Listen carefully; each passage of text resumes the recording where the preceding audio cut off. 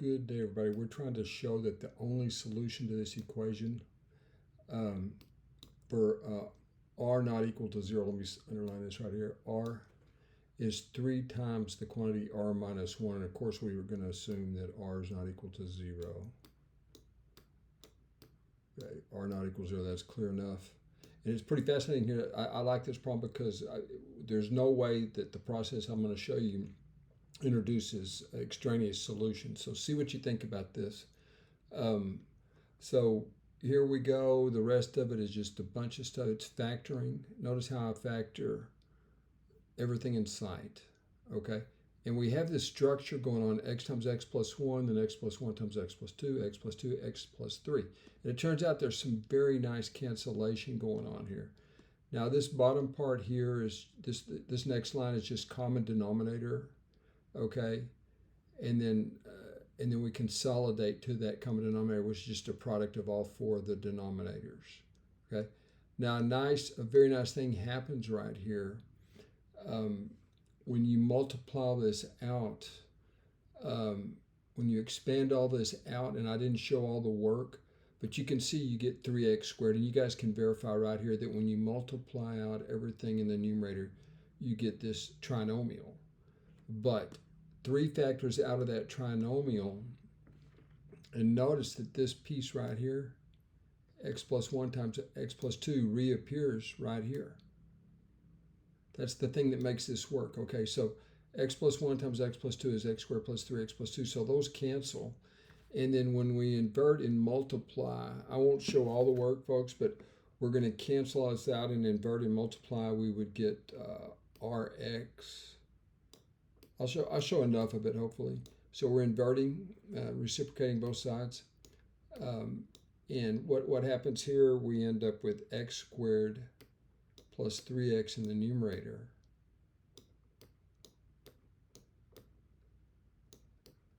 All over 3. Okay.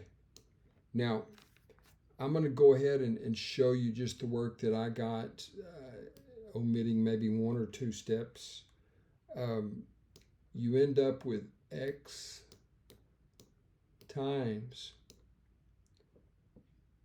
x minus 3 minus 3r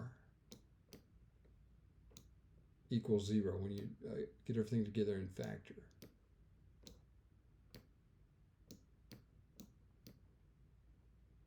You know, I double check the algebra. I'm certain it's right, unless I'm just typoing you right here. Now notice that we get 2 possible solutions here. X equals 0, which we know is impossible. That's extraneous from the very, in other words, it's not even defined when x is equal to 0, right? So we can rule that out. And also we get x, if we set this factor, the zero product result, equal to 0, we actually get x is equal to 3r. What do we get here? Is that a plus? Yeah. Oh, this should be x plus 3, I think. Yeah, that's a plus right there, folks. Sorry. That's what I get for leaving the step out. Okay. Now, so what do we end up with right here? We get x is equal to 3r minus 3. Okay. Now you can factor that, of course, to be 3 times r minus 1. Let's see, is that what we were supposed to get? Yeah. Okay. So you see that we just proved this. Now, let me double check. I can't remember. 3 times r minus 1. Now, y'all, what's fun about this is notice what happens if, just for example, let's do a complex number, for example. Let's say that we picked r. You know, there's nothing about what we did that would rule out complex numbers, right? So let's say we did r is equal to whatever, 13 plus, I'm just making stuff up here, 13 plus 6i.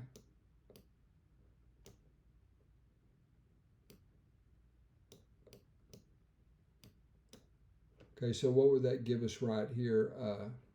That would give us x is equal to, let me right here, that would be what, 30? Okay, so you would have 13 plus 6i sitting right here. That would be 12 plus 6i, right? 12 plus 6i. So you would get that x is equal to, and again, y'all look, I'm just trying to do this in my head here. But if you have 13 plus 6i sitting right here, that would be 12 plus 6i. So that would be 36 plus 18i.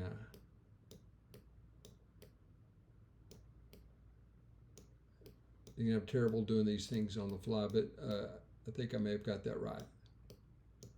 And you can check that out. It's kind of neat. Put it in Wolfram or something if you don't. It's a lot of work to do it by hand. But again, I just arbitrarily picked this complex number to show you the versatility of this proof. It doesn't have to be a real number. It can be a complex number. But let's just double check one more time while I'm yammering here. If r is 13 plus 6i, if you put a 13 plus 6i right here, that would be 12 plus 6i, right? Because the 13 minus 1 is 12. So, and then if you multiply 3 times 12 plus 6i, you get 36 plus 18i. So it's kind of neat. This r can be thought of as sort of a parameter. But anyway, that does it, folks. Hope you liked the algebra. And it was just kind of a miracle. If you try another problem similar to this, you're not going to get this kind of cancellation. It just kind of happened, I think. You know, it was kind of just, I don't know if it's one-off exactly, but normally you'll just get complex numbers, no real solutions, that kind of thing, you know, if it's not set up just right. But anyway, that is all, folks. Okay, thanks for viewing.